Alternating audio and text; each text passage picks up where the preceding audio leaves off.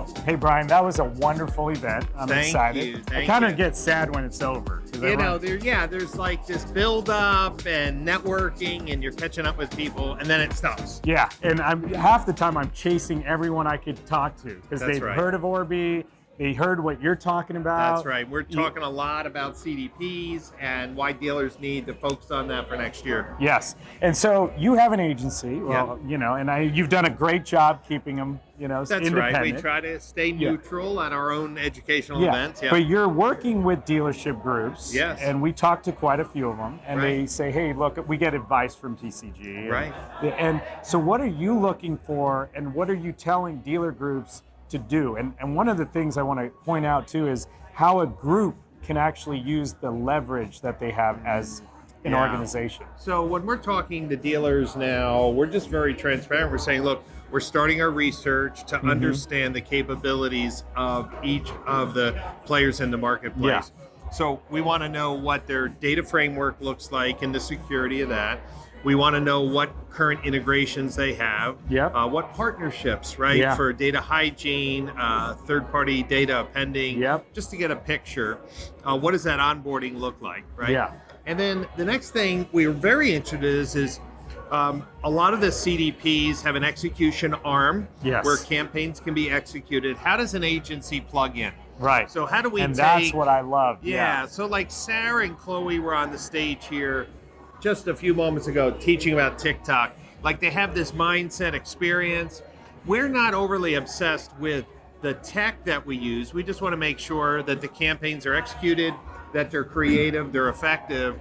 So as an agency, we believe that would be irresponsible to go into 2023 and allow siloed data. Yes, So we're going to learn the platforms that are on the market and then find the ones that we can use. Yeah. So and coexist, right? That's right. Because the problem seems sometimes is it's one or the other. That's right. Right. And we at Orbee are really focused on the ability to have that coexistence. Now, you've talked about ad fees and so on. Right. That's something that still is a struggle. Okay, Yeah, I'll be honest with me, because if we come in saying let's be more efficient with data, but then you got leakage of fees, that's a different problem. But you guys are doing a non-fee-based model. That's right. No, we just, we are, our mindset is if a dealer spends more, we shouldn't charge more, right? Right. So our team, our expertise, there's a cost of that. Yeah. So dealer pays us a management consulting fee.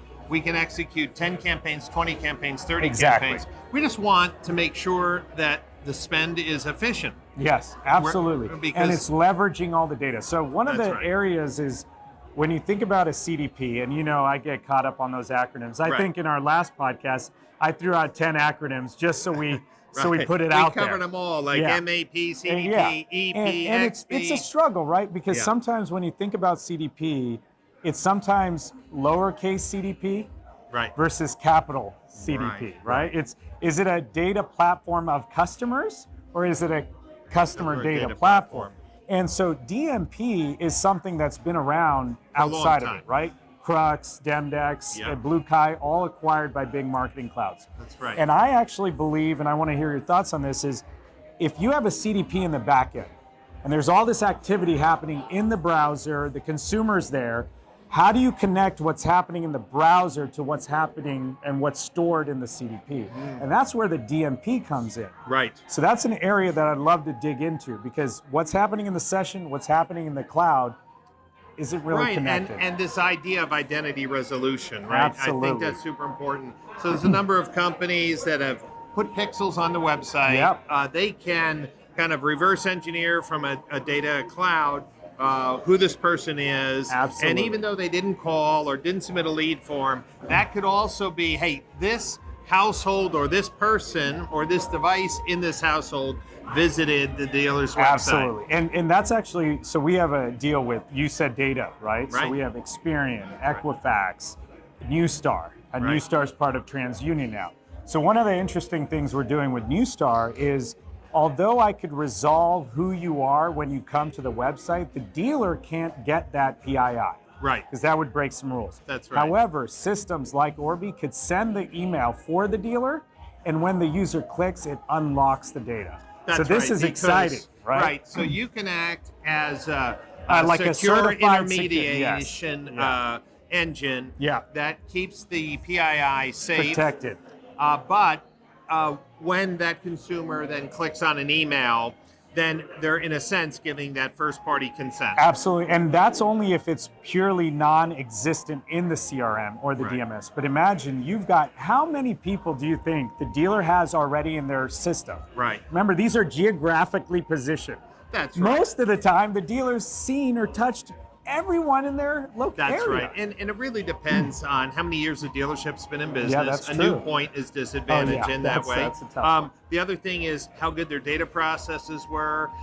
Did they change? Yeah, you talked about dirty data. You said there were 8 million records. Right. After a cleaning process, it knocked off 2 million data. You know, so there's so many opportunities. And what I want dealers to understand is, as this marketplace evolves, they're going to need to understand that we can't continue to diminish the lifetime value of our database, of our customer portfolio.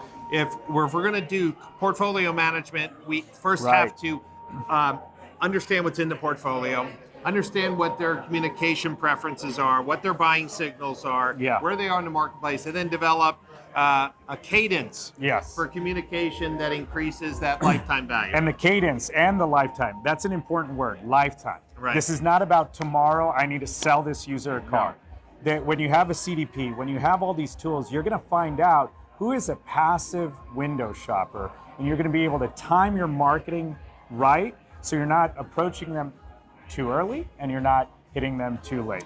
That's right. And one of the other things that I think next year we'll be talking a little bit about is what are some benchmarks for portfolio management. Jeff Williams from Canada from Absolute Results came in and he basically said, look, a dealer each month should be selling about 35% of the vehicles they sell each month to their portfolio. Oh, that's interesting. And what he was saying is when dealers have only, say, 15% of their sales, they're really behind in their outreach. Yeah, it's like an allocation for your existing customers. That's right. And it's always good to expand to new customers, right? Yeah. That is conquest marketing, brand awareness, gaining market share. But, you know, if dealers don't know what percentage of the sales each month they are from their portfolio, that would be sales and service customers, then they have no idea if they're burning through their data.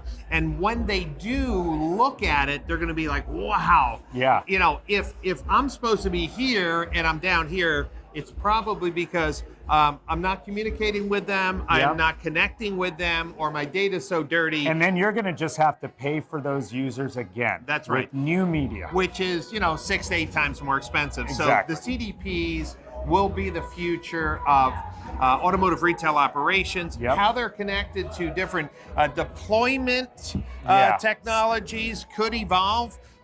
For example, Techion was here, right? And they have a pretty strong API platform. Well, I actually talked to him right after the session. Good. I'm glad you put people on the spot on the record about what API should be available. That's right. And so we may find that new partnerships, speed to market will allow some of the data hygiene, the record updating, identity resolution to really make 2023 the year that dealers finally knew what their portfolio looked like, and then maybe over the year start developing the right cadence to maximize that. That's what's exciting for next year. I almost feel like you're with us at Orbee with everything you have. But let me say one last thing. Groups, right? We have investments from Holman, from Flow Automotive. That was the name I couldn't tell you last time. Right. And Paul Hanka. That's right. So some big names. Yeah, and Paul Hanka's a powerhouse. Yeah, and groups are even more capable of bringing together